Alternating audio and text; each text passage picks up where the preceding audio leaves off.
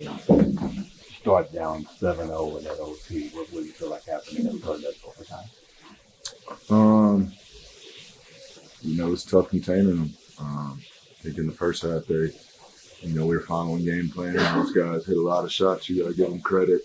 I think Gore was five for five to start Watson, and that was part of our scheme. To make it find them, and they made us pay for that. Jokic had a historic night, first player to have 30 plus points, 20 plus 89, 20 plus assists. You caught him the hub back in Phoenix. How much of that was on full display for you? You said it. We've never seen anything like it. So, he's the hub. They have the system, and they play well with it. For you in that second half, it felt like you were like, I'm taking these shots. I need to get us back in the game. How much did you put that upon yourself to do what you needed to do to get you guys in overtime? Yeah, we knew we could crawl our way back in. We knew the shots weren't going to fall the whole game, so we just had to stay with it. And, we put ourselves in a situation, to get the win and force overtime, but, fell short. You never want to have a moral victory, but, we had some pretty good spots in there, and, we showed some promise. How do you do that over that call of slumbering charge and then it gets overturned? How do you do that? It was really big. It was tough. I haven't seen the replay, so can't really determine if it was or not. But I'm sure they got it right. Can you take us through the last play call in regulation there? It was just a read. Me and Royce locked eyes, and they're trying to go five around the perimeter, and we just had to pop to the open spot.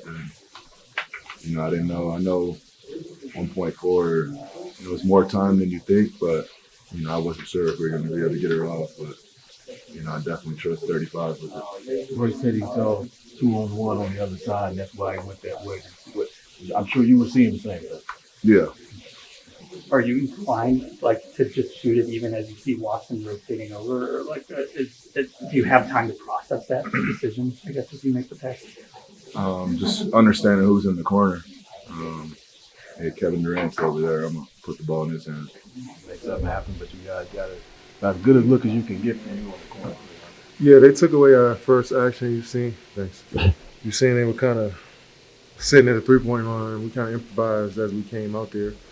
And I was supposed to actually go to the corner, the strong side corner where the ball was, but me and Book, seeing how they were guarding us, and kind of faded out to the other side.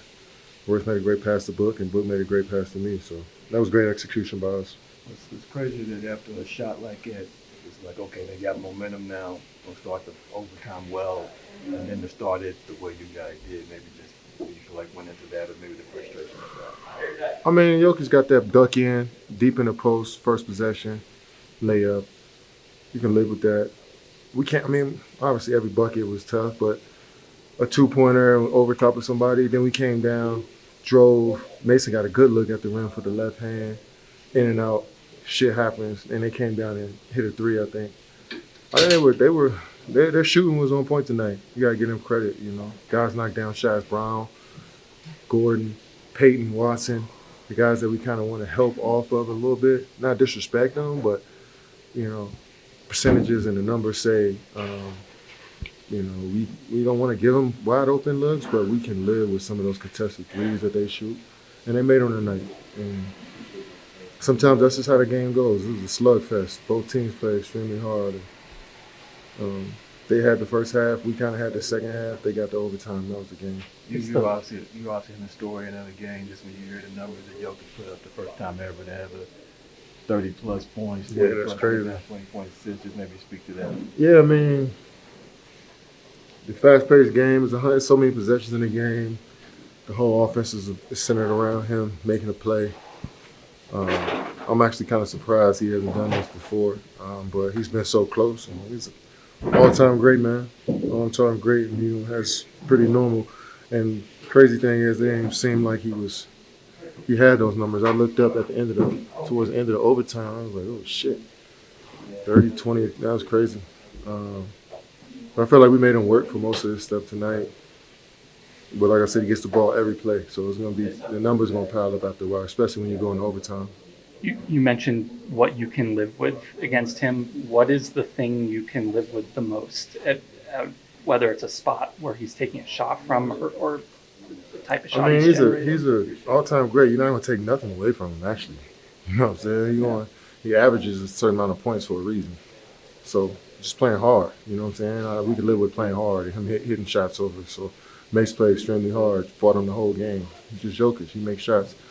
Now I'm not saying that any part of his game is weak or we living with a certain part of his game. It's just the fact that players like that, you just got to play hard and see what happens. He's kind of the underdog to Shea right now for I know he's MVP. not stop it. I'm not gonna let y'all keep doing that, man. Jokic never is an underdog any situation, man. Stop. So you think it should be him? Then? I'm just saying he's not an underdog. I don't know who it should be. Both of them playing great ball, but Jokic should never be an underdog again. That shit's out the window. His first MVP. What do you think then of the kind of the idea that historical context comes into play in MVP voting, that he's won 3 and that can kind of hold it back? Like Yeah. Is it fair to kind of consider that? Or I don't think that's fair at all. Like voter fatigue. No, if a guy balling out, he's balling out. Yeah. You know what I'm saying? And I'm glad I don't have to make that decision. You know what I'm saying, between him and Shea. But it's only good for our league when you see guys like that. You don't see a clear-cut MVP. You know what I'm saying? So I don't think it should be voters fatigue at all. I almost think it should be. I'll leave that for another day, bro. I think both of those guys got a great chance of winning MVP. Jokic being his 4th, Shea being his 1st. It's going to be a race down to the wire.